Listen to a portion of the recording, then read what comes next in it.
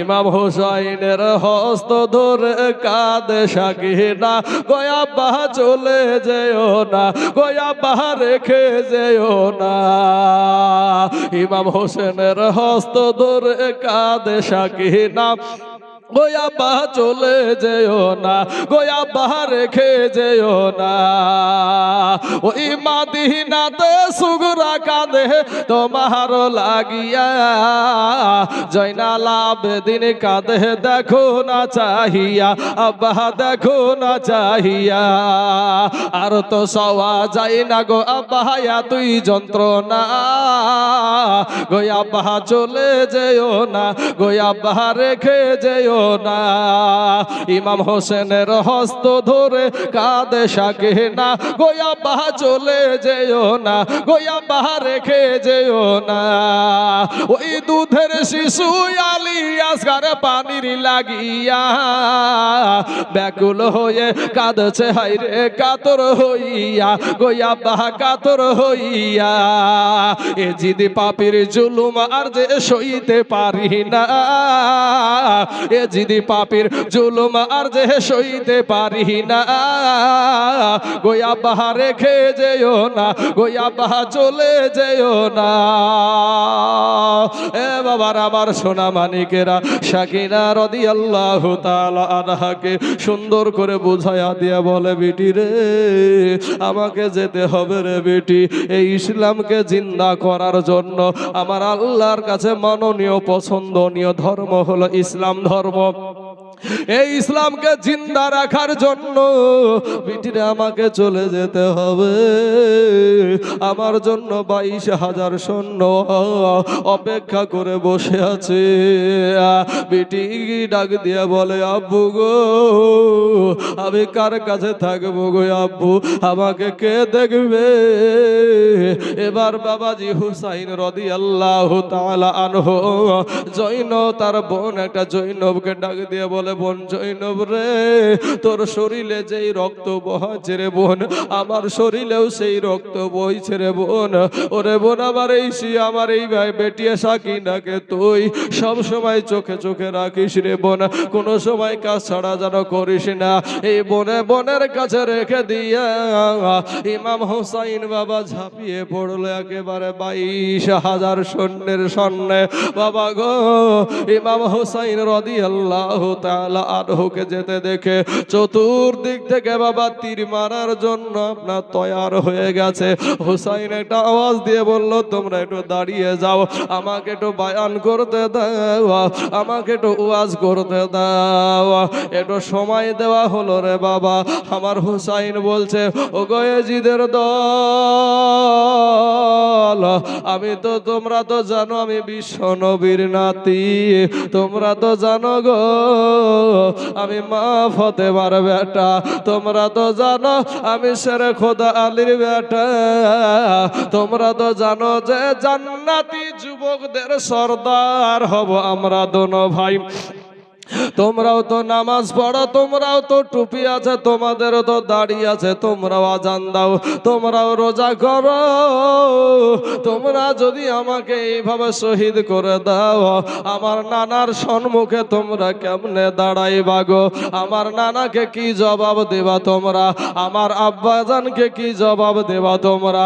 তোমরা যখন কবরে যাবা সঙ্গে সঙ্গে আমার নবী হাজির হবে, আমার নবীকে তোমরা দাঁড়িয়ে কি জবাব দেবা? কিয়ামতের দিন আমার নবীকে কি জবাব দেবা? আমার হুসাইনের বয়ান শুনে বাবা মানুষের মাথা ছাপড়িয়ে গেল, মাথা চোখে পানি চলে আসতে শুরু হয়ে গেল। কিন্তু বাবা রে, এই ইয়াজিদ পাপীর সীমার এ চিন্তা করছে যদি এই রকম ওয়াজ করতে আমরা দিই তাহলে আস্তে আস্তে মানুষ ওর দিকে হয়ে যাবে, কারণ আমাদের বয়ান মানুষের দিল গলে না, কিন্তু নবীর বংশের সন্তান বয়ান করলে মানুষ স্থির থাকতে পারবে না। এ বাবারা, এই বাবা বাবাজি এই গাদ্দার মদখোর শরাবখোর সীমার একটা গর্জন দিয়া বলল, হুসাইন গো, তোমার ওই সমস্ত কাহিনী বাদ দিয়ে তুমি এক বাক্যে শুধু একবার বলো, তোমাকে আমরা আদর করে মাথায় উঠায়া নিব। আমাদের শর্তটা যদি শুধু তুমি মেনে নাও। এ আমার এই দেশের মুসলমান ভাই, একটা শর্ত শুধু। কি শর্ত রে বাবা? শর্তটা হলো এজিদকে আমিরুল মুমিনিন বলে যদি আপনার হুসাইন একবার মেনে নিত, বাবা রে, মালা দিয়ে ফুল দিয়ে বাবাজি তাকে আপনার উঠায়া নিত। কিন্তু বাবা গো, ইমাম হুসাইনকে বলে, বলো তুমি এজিদকে আমিরুল মুমিনিন বলে মানো কিনা? এবার বাবা হুসাইন এই জায়গায় মানতে পারলো না, বলে যদি না মানো তাহলে আমাদের সঙ্গে যুদ্ধ করো। বাবা রে, ওই জায়গাতে 22,000 সৈন্যের সম্মুখে যদি একটা বার এজিদকে অন্যায়কে যদি স্বীকার করে নিত, অন্যায়কে যদি মেনে নিত, আমার হুসাইন বাবা রে ওই জায়গায় কত সম্মান পেত। কিন্তু বাবা গো, একটা অন্যায়কে তিনি মাথা নত করলেন না। এখান থেকে বুঝেন আপনি কত অন্যায়কে সাপোর্ট করেন, আপনার ঈমান কত দুর্বল রে বাবা। ও সোনা মানিক হুসাইন রাদিয়াল্লাহু তাআলা মানতে রাজি না। শুরু হয়ে গেল লড়াই, শুরু হয়ে গেল যুদ্ধ।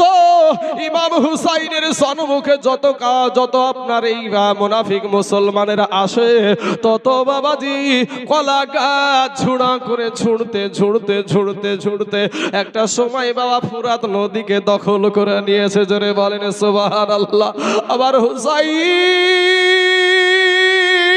ফুরাত নদীতে নেমে গিয়া ফুরাত নদী দখল নিয়েছে। এমন সময়তে ঘোড়া থেকে নেমে আপনার একটা চলে করে একটু পানি উঠায়া পানির দিকে তাকাচ্ছে। পানিতে যেন বাবাজি আলী আসগারের চেহারা খারাপ ভেসে উঠেছে, আলী আকবরের চেহারা খারাপ ভেসে উঠেছে, আবুল কাসেমের চেহারা খারাপ ভেসে উঠেছে। হুসাইন বলে, পানি রে, তোকে আমি পান করবো না। এই পানি পান করে আমার দুধের বাচ্চা আলী আসগার যেতে পারলো না, আমার আলী আকবর যেতে পারলো না, আমার আবুল কাসেম যেতে পারলো না, আমিও পানি পান করবো না। পানিটা ছেড়ে দিল বাবা।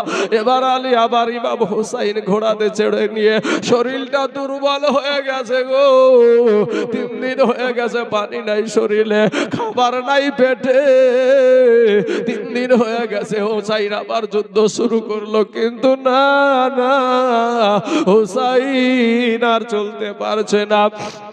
চতুর্দিক থেকে বাবা তীর এসে ইমাম হুসাইনের শরীরে বাবা জিগা আপনার গাঁথতে আরম্ভ হয়ে গেল।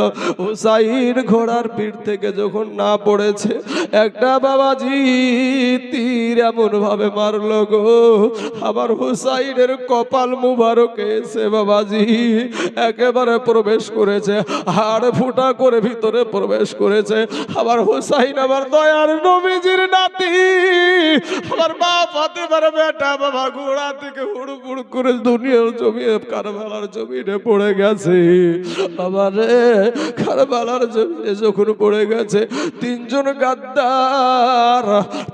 গাদ্দার বেরিয়ে এসে কেউ সাহস পায় না হুসাইনের কাছে আসার, কিন্তু 3জন ব্যক্তি এসে ওই যার নাম সীমার বাপ, ও এসে আপনার বুকের ওপরে বসেছে রে বাবা।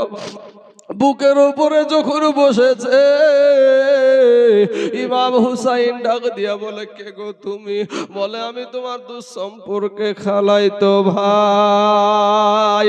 কারণ হলো বাবারে মা ফাতেমা রাদিয়াল্লাহু তাআলা আনহা থাকাকালীন হযরতে আলী কোনো বিবাহ করেছিল না, কিন্তু পরবর্তীকালে অনেক কটাই বিয়ে করেছিল।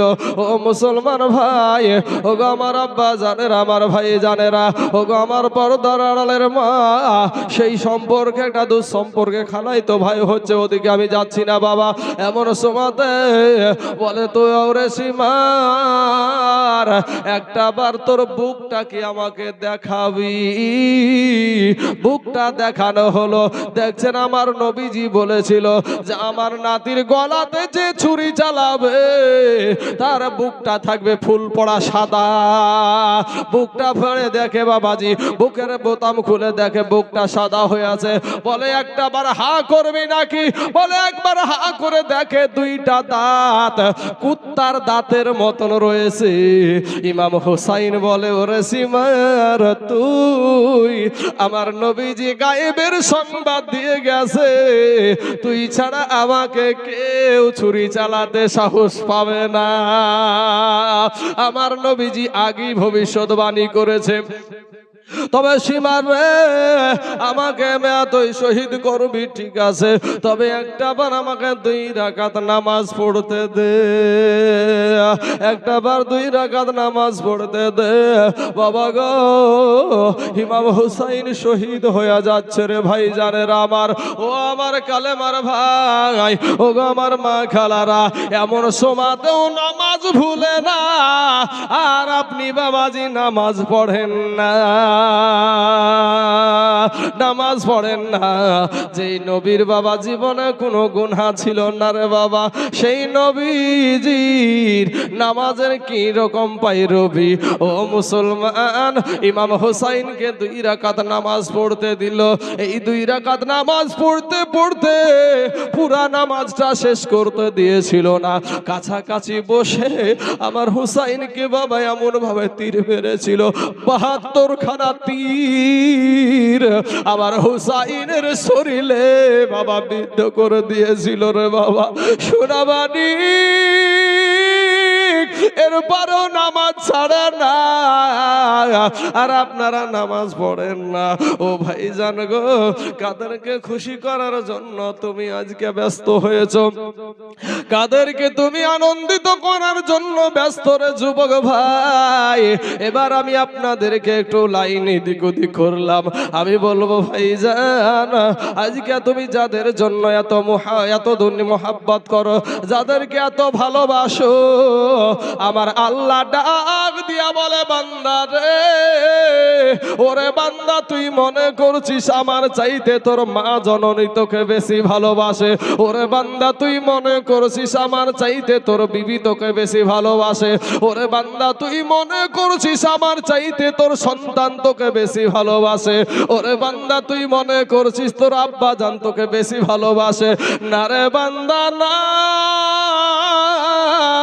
আমি আল্লাহর চাইতে তোকে কেউ বেশি ভালোবাসে না। একবার জোরে সোরে বলেন না সুবহানাল্লাহ। আমার আল্লাহ ডাক দিয়া বলে বান্দা রে, ওরে বান্দা, আমি তোর আল্লাহ তোকে বড় দুর্বল করে সৃষ্টি করেছি রে বান্দা। বান্দারে তুই বড় দুর্বল, তুই দুর্বল হওয়ার কারণে তোর উপরে আমার মায়াটাও বেশি। জোরে বলেন সুবহানাল্লাহ। ওরে যুবক ভাইরে, গুনাহ নিয়া কবরে যায় না রে যুবক। ওই কবরের একটা সেকেন্ডের আযাব সহ্য করা সম্ভব হবে না রে বাবা। 500 বছরের রাস্তা জাহান্নামের আগুন দূরে থাকতে তোমার আমার দেহের মাংসগুলা খসে খসে খসে খসে জমিনে পড়ে যাবে। ওরে মুসলমান ভাই, কবরে যখন রেখে আসবে রে বাবা, আপনাদেরকে একটা এক্সাম্পল দিয়ে দিই ভাই। আমি এখানে আপনাদের এখানে এসেছি, এতক্ষণ ধরে আমি বায়ান করছি। এই বায়ান করতে করতে যদি আমার এই শ্বাস প্রশ্বাসে যদি একবার এরকম হয়ে যায়, একবার না হলে যদি এরকম হয়ে যায়, এখানেই আমি শেষ হয়ে যাব। আপনারা আমার বাড়িতে ফোন দিবেন, পাশেই আমার চাচার বাড়িতে, সঙ্গে সঙ্গে খবর চলে যাবে এখানে আমার চাচার বাড়ি। ও বাবাজি, চাচার কাছে খবর চলে যাবে। কিন্তু বাবারে, আপনারা যখন আমার বাড়িতে ফোন দিবেন, আমার মা জননীকে আর কেউ রুখতে পারবে না, আমার বাবাকে রুখতে পারবে না, আমার বিবিকে রুখতে পারবে না, আমার সন্তানকে রুখতে পারবে না। আপনিও যদি ইসলামপুরে গিয়া, গুয়াসে গিয়া, রানীনগরে গিয়া, গোধনপাড়ায় গিয়া যদি মারা যান, আপনার মায়ের কাছে যখন ফোন আসবে, আপনার মাকে কেউ বুঝাতে পারবে না, আপনার সন্তানকে কেউ বুঝাতে পারবে না, আপনার বেটা বিটি কাউকে বুঝাতে পারবে না, সবাই কান্নার কান্না। কিন্তু বাবা রে, যখন আপনার আমার লাশখানা বাড়িতে আসবে, সবাই দেখার জন্য অপেক্ষা করবে। কই গো আমাদের দেশের মানুষটা কোন দিকে আছে, একবার দেখবো। দেখার জন্য সবাই দেখা হয়ে গেল। পর্দার ভিতরে গোসল করার জন্য যখন প্রবেশ করাবে, আপনার ছোট সন্তানটা ডাক দিয়া বলবে, মা, মা গো, আমার আব্বাকে পর্দার ভিতরে কিসের গোসল করাই গো মা? মা জননী বুকে টাইনা টাইনা বলবে, বেটা রে, আজকে থেকে তোর আব্বা জান জীবনে কোনোদিন আর বাইরে গোসল করবে না। ও যুবক ভাই, আমার বলার উদ্দেশ্য হলো এটাই, এত কান্না করবে মা, গলার স্বর ভেঙে যাবে, আপনার বিবির গলার স্বর ভেঙে যাবে, আপনার সন্তানের গলার স্বর ভেঙে যাবে, কিন্তু কবরে যখন না পাবে, এই কান্না করা ব্যক্তিগুলা একজনও আপনার সাথে যাবে না। যাবে? একজনও যাবে না। মুসলমান যুবক ভাই, ও যুবকেরা, ভাইজান, হয়তো তোমার দিলটা নরম হয় না, কিন্তু একটা কথা তোমাকে বলি, যেই মা 2 বছর আপনাকে দুগ্ধ খাওয়াইছে, 8 মাস, 8.5 মাস, 9 মাস, 9.5 মাস আপনাকে পেটে ধরেছে, ওই মাটা যখন, তুমি এমন সন্তান, এমন তুমি শিক্ষিত ব্যক্তি, তুমি আমার কথাটা শোনো, তোমার মা যেদিন মরে যাবে, তুমি এমনই ছেলে যে শেষ বিদায় কোন জায়গাটা? কবরে 2টা মানুষ নামে, ঠিক না বে ঠিক গো? এখনকার যে সমস্ত ছেলেরা কবরে নামার মতন যোগ্যতা আছে, কবরে, তোমার মা যে কবরে নামছে, তোমার মতন ছেলের যোগ্যতা নাই যে কবরে নামি। আর শেষ বেলায় কি হয়? শেষ বেলায় কি করেন গো? এই গিটটাকে খুলে ওই আপনার কাফনের কাপড়গুলা মুখটাকে বের করে একটু পশ্চিম দিকে করে দেন। এই চেহারাটুকু, এই সময়টুকু, তুমি কপাল পোড়া হতভাগা, তুমি যতই নিজেকে পণ্ডিত মনে করো, তোমার মতন কপাল পোড়ার কেউ হতে পারে না। কারণ শেষ মুহূর্তটাও তোমার মা জননীর চেহারাখানা অন্য মানুষে দেখে। কিন্তু যদি সত্যি তুমি দেখার মতন যোগ্যতা তোমার থাকতো, তোমার কলিজা ফেটে যেত, হাই রে আমার মা। ওই মুহূর্তটার কথা একটু সবাই মনে করেন। ওই মুহূর্তটার কথা, যখন আপনার মাকে শেষ বিদায়, আপনি যখন কাফনটা মুখ থেকে সরাবেন, মুখটা যখন পশ্চিম দিকে করবেন, কোন বেটা আছে সহ্য করে? বেটার ভিতরটা কেমন করবে? কিন্তু বাবারে আমার, এর জন্য আমার নবী বলেছেন যে সন্তান যদি মায়ের বাপের জন্য দোয়া করে, তো কারেন্টের সুইচ মারলে যেমন বাল্ব জ্বলে যায়, অনুরূপ সন্তানের দোয়া আল্লাহর দরবারে তেমনি ভাবে কবুল হয়ে যায়। জোরে বলেন সুবহানাল্লাহ। বাবাজি আমার সোনা মানিকের, আমার ভাই জানেরা গো, আমার আব্বা জানেরা, তাহলে এত মানুষ কান্নাকাটি করছিল, কিন্তু যখনই আপনাকে কবরে নামাবে, সেই সময়তে একজন আপনার সঙ্গী হবে না। কিন্তু আজ তাদের জন্য আপনার শরীর, আমার শরীর ঘাম বের করে, রক্তকে পানি করে তাদেরকে আনন্দ দিচ্ছি। তাদের জন্যই আজ আমরা সমস্ত কিছু ত্যাগ করে মানুষকে বলছি নামাজ পড়তে পারি না, কাজের লিয়ে সময় পাই না গো। এই যে ভাই কথা আমাদের, এই যে আমাদের কথাটা, ভাইজান আমি আপনাদেরকে বলবো, ভাই যাদেরকে কাজ করে খাওয়াচ্ছ, কাল কিয়ামতের মাঠে একজনও আপনাকে পরিচয় দিবে না, একজন আপনাকে পরিচয় দিবে না। বাবা দৌড়াবে সন্তানের পিছনে, সন্তান দৌড়াবে বাবার পিছনে, কেউ কারো আপন নাই। সেই দিন আপনাকে একাই ছোটাছুটি, একাই কান্নাকাটি, শুধু কান্নার আওয়াজ আর কান্নার আওয়াজ, কেউ কাউকে চিনবে না। এত মোহাব্বতের বিবি, এত মোহাব্বতের সন্তান আপনাকে পরিচয় দিবে না, আমাকে পরিচয় দিবে না। তাই ভাইজান আমি আপনাদেরকে করজোড়ে অনুরোধ করব, ভাই গো, কবরে তোমাকেও যেতে হবে, আমাকেও যেতে হবে। আসো না ভাই, আমরা তওবা করে আল্লাহকে বলি, আল্লাহ গো, জীবনে আর কোনোদিন নামাজ কাজা করব না, জীবনে কোনোদিন আর মিথ্যা কথা বলবো না, জীবনে বিপদ করব না। ও মা খালারা, আপনারা এরাদা করেন না যে আর বেপরদা হয়ে ঘুরবো না, পরপুরুষের সঙ্গে আড্ডা মারবো না। ও মা ওয়া খালারা একটু পর্দা করে চলবো, নামাজ ছাড়বো না, হক খাবো, সত্য কথা বলবো, এইরকম করে তওবা করেন। আল্লাহ পাক রব্বুল আলামিন তওবা করে যখনই আল্লাহকে চোখের পানি ছেড়ে দিয়ে কাঁদবেন যে আল্লাহ আর জীবনে আর আমি কোনো গুনাহে লিপ্ত হব না, আল্লাহ তুমি আমাকে মাফ করে দাও, আপনার চোখের পানি গালে আসতে দেরি হবে, আমার আল্লাহর কাছে আপনার তওবা কবুল হতে দেরি হবে না। জোরে বলেন সুবহানাল্লাহ। বাবাজি আমার সোনা মানিকের আমার ভাই জানেরা, আমি কতটুকু আপনাকে বুঝাতে পারছি আমি জানি না, কিন্তু আপনাকে এতটুকুই বলি ভাই যে আমার আল্লাহ পাক রব্বুল আলামিন সর্বনিম্ন আসমানে প্রত্যেক রাত্রিতে সর্বনিম্ন আসমানে আগমন করে ডাকতে থাকে, বান্দা আয় বান্দা আয়, আমি তোর আল্লাহ তোকে দেবার জন্য এসেছি, বান্দা তুই আমার কাছে চা। আমার আল্লাহ ডাক দিয়ে বলে, বান্দা রে, যাদের জন্য তোর শরীরের শেষ করলি, যাদের জন্য কেরালা গেলি, দিল্লি গেলি, বম্বে গেলি, ওরে বান্দা আজ তোর শরীরের যন্ত্রণাতে তোর ঘুম হয় না, বান্দারে নজর করে দেখ, যাদের জন্য তুই কেরালাতে গিয়ে অক্ষম হয়ে গেলি, যাদের জন্য তুই দিল্লিতে গিয়ে তুই অক্ষম হয়ে গেলি, ওরে বান্দা ওই যন্ত্রণাতে তোর ঘুম হয় না, কিন্তু যাদের জন্য গিয়েছিলি রে বান্দা, একজনা তোর জন্য বসে নাই, ঘুমাইতে আছে, তোর বিবির দিকে নজর কর, এক রাত্রি, দুই রাত্রি, তিন রাত্রি, এক সপ্তাহ, দুই সপ্তাহ, এরপরে কোনো বিবি আর রাত জেগে থাকতে পারবে না, বিবিও ঘুমিয়ে যাবে, সন্তানও ঘুমিয়ে যাবে। আল্লাহ বলে, বান্দারে নজর করে দেখ, তোর বিবি ঘুমায়া গেছে, তোর সন্তান ঘুমিয়ে গেছে, তোর কষ্টে তোর নিজের ঘুম আসে না, ওরে বান্দা তোর মা ঘুমিয়ে গেছে, তোর বাবা ঘুমিয়ে গেছে, বাইরের দিকে তাকায়া দেখ, তোর পাড়া প্রতিবেশী ঘুমায়া গেছে, ওরে বান্দা পাখির দিকে নজর করে দেখ, পাখিরা ঘুমায়া গেছে, ওরে বান্দা কিন্তু আমি তোর আল্লাহ, আমি আল্লাহ কোনো সময় ঘুমাই না, বান্দারে তোকে পাহারা দিতে থাকি। জোরে বলেন সুবহানাল্লাহ।